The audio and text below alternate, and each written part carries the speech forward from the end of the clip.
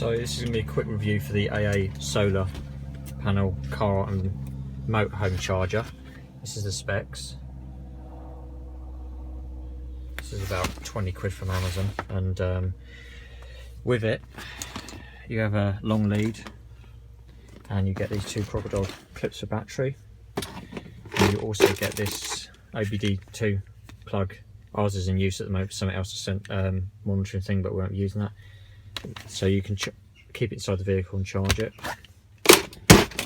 This is a van and we want to keep the battery topped up while we're not using it, so the battery's in there, so these crocodile clips will be just fine. So if we stick it in the window, so at the moment there's a blue LED flashing which indicates the charge. If we just lazily put it in the window and don't do anything else, can you just video that? Just video it. If we take a reading off of this, we've got everything in the shop. Yep. So as you can see, 18 volts. Yeah, and if you put your hand over it, I'll go and cover it up outside. Yeah, so if we go and cover that up, so it's 18 volt DC. And if you cover it up, it goes down a bit less, and it works with artificial light as well. So if you're thinking of getting one of these, this is what you can expect. So as you see, it does work. So in essence, it's a constant charge all the time. Yeah, I just wanted to double check there is actually power going through it before just plumbing it up.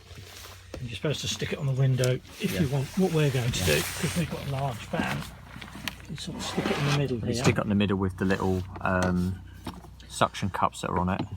So just like that, really. Yeah. It's got four suction cups, and they're pretty decent.